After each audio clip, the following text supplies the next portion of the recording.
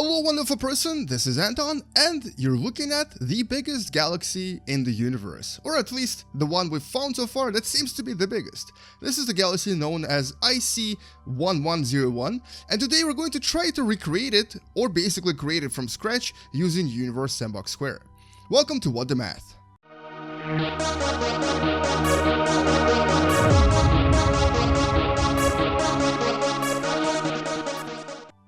So here we go with the recreation. Let's just actually take a look at these two galaxies. This is a simulation that kind of represents what will happen to our own galaxy, the Milky Way, in about 4.5 billion years, but it very likely combines and collides with the Andromeda galaxy.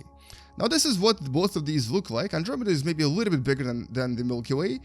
And in this video I wanted to actually compare the size of our own Milky Way with the IC1101 and basically create it side by side. And we're going to do this from scratch using the tools that we have in the game. And specifically, we're actually going to be adding galaxies one by one using these 7 different galaxies that we have. Although actually these 6 are practically identical, or possibly even completely identical, and they're actually not very representative of their actual size. So Andromeda does have this size, but M30, or sorry, not M32, but M085 should be smaller. And as a matter of fact, M32, which is the biggest galaxy in the game, is technically a dwarf galaxy. It's a galaxy that orbits Andromeda and is much, much smaller than it is in the game. So this is clearly a bug, or basically an incorrectly created galaxy that should be changed. Hopefully one day Universe Sandbox² developers change this size of the M32 to the actual size. But we're actually going to be using this really large galaxy to create what will become essentially the IC1101, the largest galaxy in the universe. Now, M32 in this simulation seems to be about maybe 4 times bigger than the Milky Way. In other words, it has about 4 times more stars. That puts it at around 2 trillion to maybe 3 trillion stars. We know that IC1101 has about 100 trillion stars. So we will need to put or combine at least 25 of these, or maybe even 30. But we're going to use this simulation known as the supernova in the galaxy to combine and to compare things to our own Milky Way. So this is essentially the Milky Way. There is Sagittarius, a star in the center, and the total diameter here is maybe about 100,000 light years. Although technically our galaxy is much bigger than this, but for this simulation, we're just going to focus on the visual parts, including the arms and the bar in the middle. So this is about, it says it's about 40,000 light years radius, maybe about 50,000. And this right here at 55,000, this is considered to be one Milky Way. So this is about 55,000 light years. The galaxy we'll be creating, IC1101, is close to about 2 million light years in diameter, which is 1 million light years in radius, which is basically like 20 Milky Ways. So it's going to be around this big. Or maybe, yeah, around this big. So this is how big it's going to be. It's going to have 100 trillion stars, and it's going to have a very massive black hole in the middle. And it's going to be right next to Sagittarius, a star, and the Milky Way. So let's do this. Let's put the IC1101 right next to our galaxy, put the Earth in there somewhere, and then observe what it would all look like if IC1101 came in contact with our galaxy, which is not likely to happen because it's like 1 billion light years away from us. But anyway, so here we go. And this is actually going to give you an idea of how these galaxies are actually created, because to create such a large galaxy, specifically an elliptical galaxy, you do need to combine a lot of smaller galaxies together. So here I'm going to place a few galaxies together first, and all of these are basically M32, and they're going to be the length of approximately 2 million light years, which is about 40 Milky Ways, which is basically going to be up to around right here. So let's put a few more of them, and this looks pretty good. So now we have to maybe actually remove some of the dark matter here, because the game will actually slow down dramatically if you don't remove dark matter. And we're going to place a few more in other directions as well. And so here we go. This is a diameter of about 40 Milky Ways, which is close to about 2 million light years. And this is essentially the beginning of IC1101, an elliptical mega galaxy. Now we're just going to erase all of the extra black holes from here, and leaving only one of them right in the middle right here, which we're going to basically rename and make much, much bigger. First of all, let's rename it IC1101. It's going to be elliptical type, which actually doesn't really change anything anymore, but it's an elliptical type of a galaxy. And now we're going to basically increase its total mass by approximately 33 times. So now it's about 50 masses of Milky Way. This is essentially its size. I removed all of the dark matter, but we can actually replace dark matter by putting one more galaxy in here. But chances are we won't even need it, because there's so much mass inside now that this galaxy is not actually going to fall apart. I'm going to accelerate time here. Let's actually choose like 1 million years per second.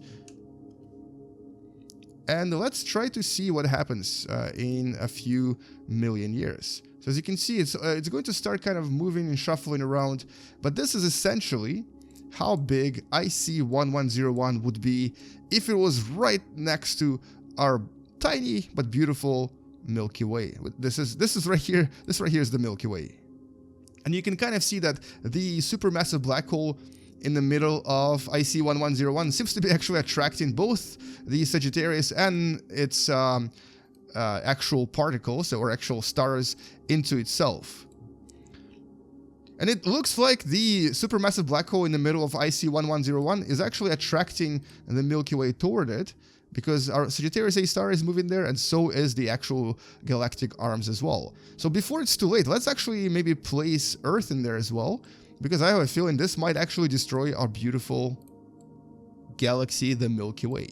But anyway, check out the size differences. This tiny thing right there, that's essentially it. That's us.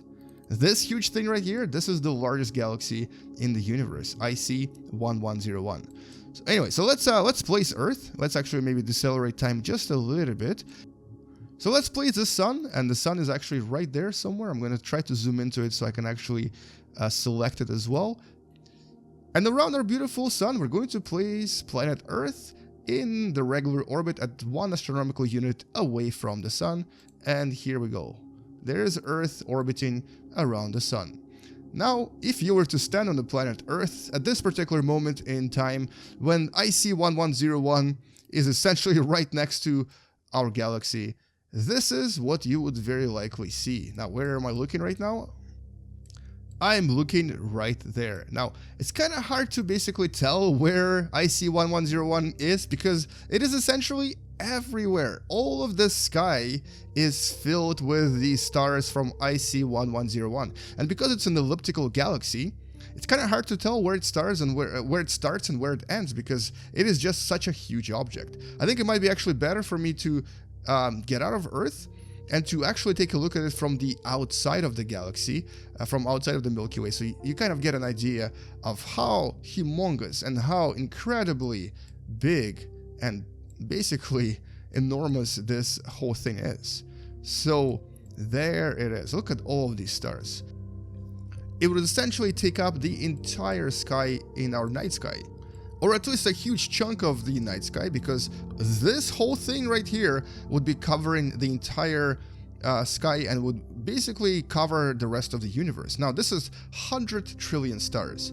It is close to about 300 or 400 times more stars than there are in our own Milky Way. So basically, IC1101 is technically something like 300 to 400 times more massive and bigger than our own Milky Way.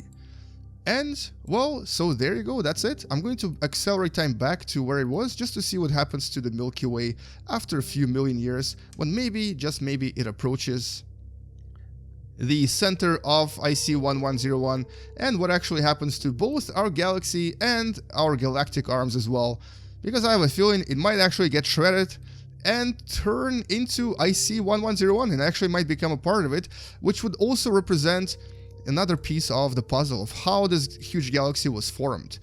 And we know that our own galaxy too was actually formed from the merging of various smaller galaxies, but in case of IC1101, it's very likely formed or was formed from the merging of like thousands, if not more, if not millions of smaller galaxies. It also very likely took billions of years to form, and so even though it may have started very small, by the time that it was finished, it was a huge monster that it is today. Now, I think it might actually take too long for Milky Way to get to the center of IC1101, simply because this is such a faraway distance.